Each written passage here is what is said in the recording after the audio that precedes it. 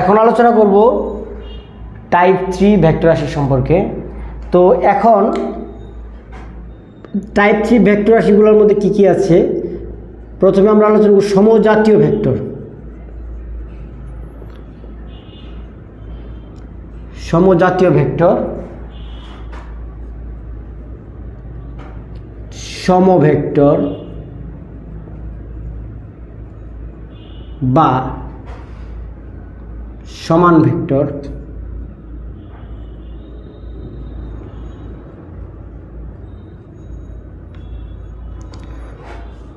তারপর আলোচনা করব সমরেখ ভেক্টর,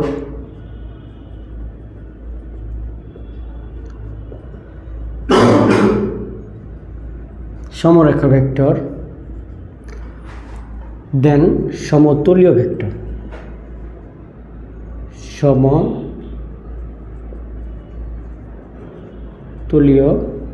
ভেক্টর। তাহলে আমরা প্রথমে আলোচনা করি হচ্ছে সমজাতীয় ভেক্টর। সমজাতীয় ভেক্টর এখান থেকে বোঝা যাচ্ছে সমজাতীয় মানে হচ্ছে একই জাতীয়। তাহলে সমজাতীয় ভেক্টর কোনগুলো? সমজাতীয় হচ্ছে একই জাতীয় ভেক্টর। যেমন আমরা যদি বলি, আমরা জানি যে বল, বেগ, এটা কিন্তু ভেক্টর রাশি।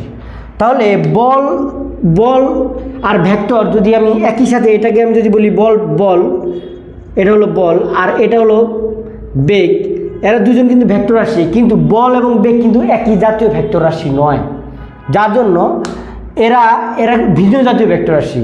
কিন্তু আমি যদি বলের জায়গায় যদি আরেকটা ভেক্টর রাশি যদি আমি বলই নেই, তাহলে এটা হবে কি সমজাতীয় ভেক্টর। তাহলে এরা হলো কি একই জাতীয় ভেক্টর। দেন আমরা আলোচনা করবো হচ্ছে সমভেক্টর বা সমান ভেক্টর। সমভেক্টর বা সমান ভেক্টর, তাহলে একটু লিখি আমরা সমভেক্টর বা সমান ভেক্টর। যদি দুই বা ততোধিক ভেক্টরের মান সমান এবং এদের দিক যদি একই দিকে হয়, তখন তাকে বলবো হচ্ছে সমভেক্টর বা সমান ভেক্টর। দুই বা ততোধিক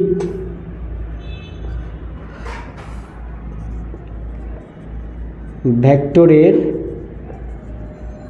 মান যদি সমান হয় এবং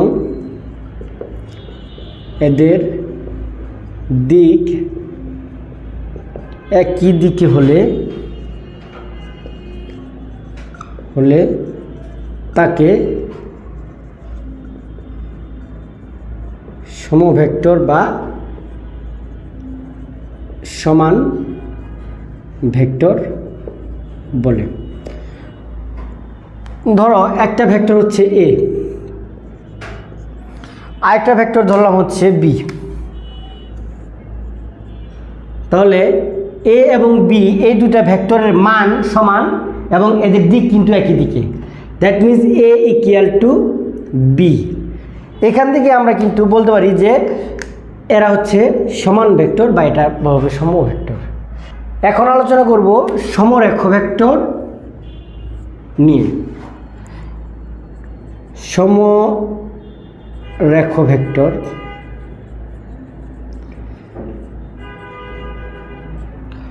সমরেখ ভেক্টর হচ্ছে দুই বা ততোধিক। দেখো এখানে সমরেখ মানে সমান রেখা বা একই রেখা। তাহলে দুই বা ততোধিক ভেক্টর, সে একটা ভেক্টর এ, একটা ভেক্টর হচ্ছে এ, আরেকটা ভেক্টর বি। দেখো এই ভেক্টর দুটো কিন্তু একই রেখায় অবস্থান করতেছে বা একই মানে দুজন একই অক্ষে অবস্থান করতেছে। তাহলে এরা কিন্তু সমরেখ ভেক্টর। আবার আরেকটা শর্ত আছে, দেখো এই দুইটা ভেক্টরের সমান্তরালে আরেকটা ভেক্টর ধরলাম হচ্ছে সি অবস্থান করতেছে, দ্যাট মিনস এ এবং বি কিন্তু একই অক্ষে অবস্থান করতেছে। আবার এদের সমান্তরালে কিন্তু আরেকটা ভেক্টর হচ্ছে সি, এদের সমান্তরালে অবস্থান করতেছে। তাহলে এই তিনটা ভেক্টর কিন্তু সমরেখ ভেক্টর। তাহলে এখান থেকে সমরেখা ভেক্টর সংখ্যাটা আমরা এইভাবে লিখতে পারি, 2 বা ততোধিক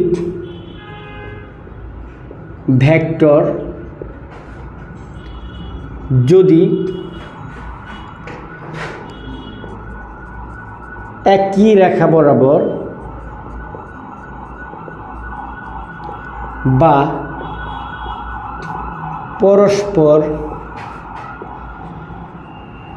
সমান্তরালভাবে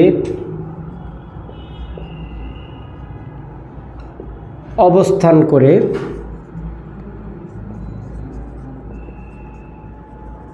তখন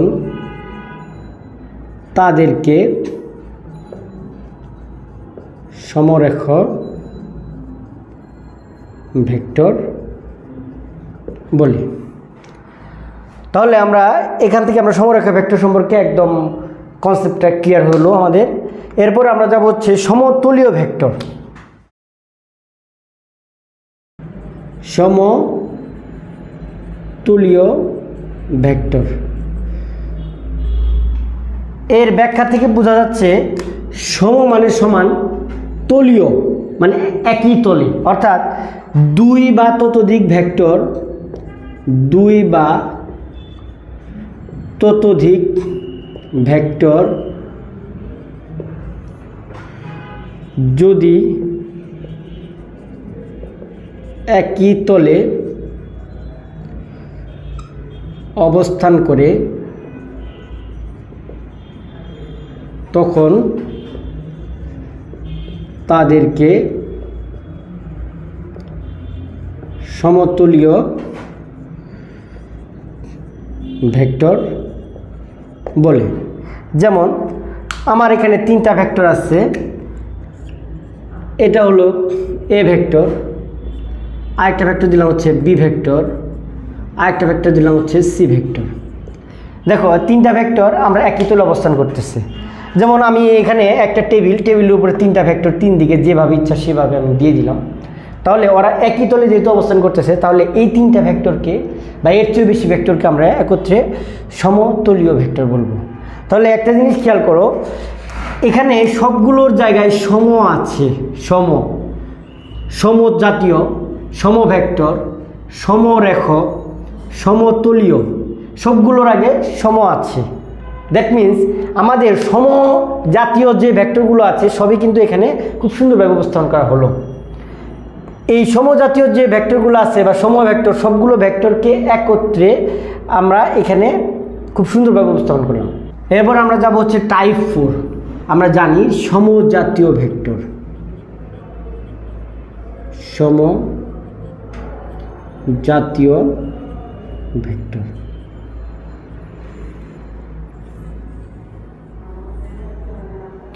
একই দিকে ক্রিয়াশীল হলে, একই দিকে ক্রিয়াশীল হলে তখন তাকে বলবো সদৃশ ভেক্টর।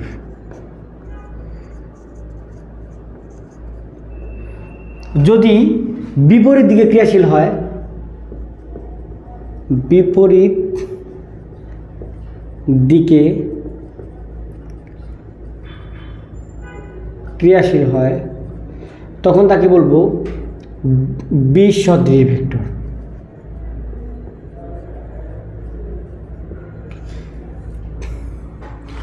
যদি সমজাতীয় ভেক্টরের মান সমান কিন্তু দিক বিপরীত হয় তখন তাকে বলবো বিপরীত ভেক্টর, বা এর আরেকটা নাম হচ্ছে ঋণাত্মক ভেক্টর।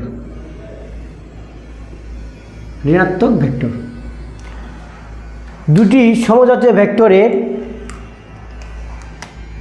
মান যদি একটি অপরটির বিপরীত সংখ্যা হয়, একটির অপরটির বিপরীত সংখ্যা হয়, সংখ্যা হয় তখন তাকে বলবো বিপ্রতীপ ভেক্টর।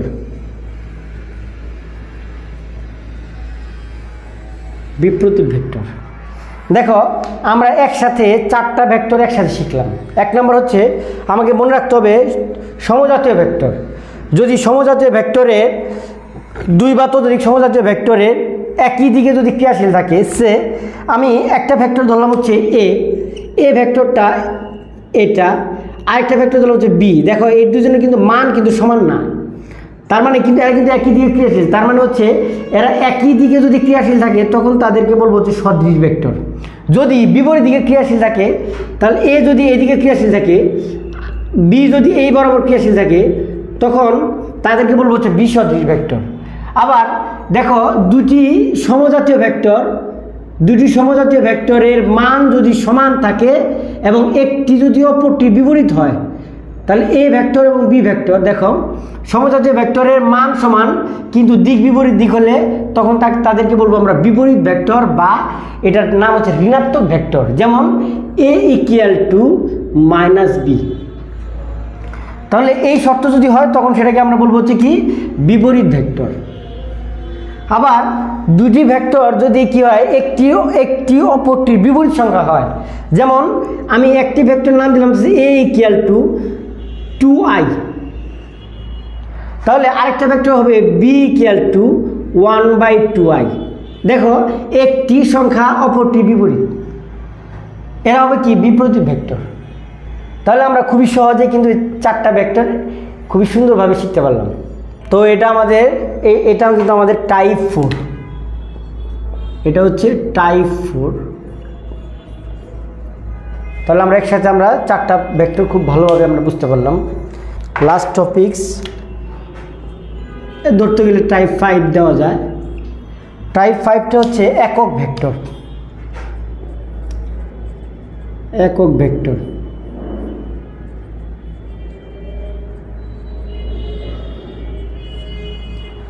যে ভেক্টরের মান 1 একক, যে ভেক্টরের মান 1 একক তাকে একক ভেক্টর বলে। যেমন আমি একটা ভেক্টর নিলাম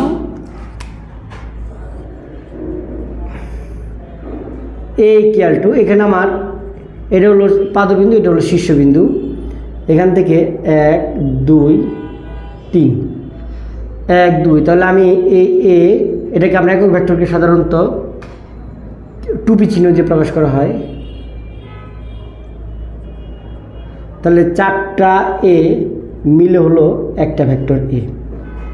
তাহলে এই প্রত্যেকটাই হচ্ছে আলাদা আলাদাভাবে, এগুলো হচ্ছে এক ইউনিট, এটাকে আমরা ইউনিট বলতে পারি। এই যে ইউনিট 4টা a মিলে হচ্ছে একক ভেক্টর। তাহলে দেখো এখান থেকে একটা জিনিস আমরা শিখতে পারবো।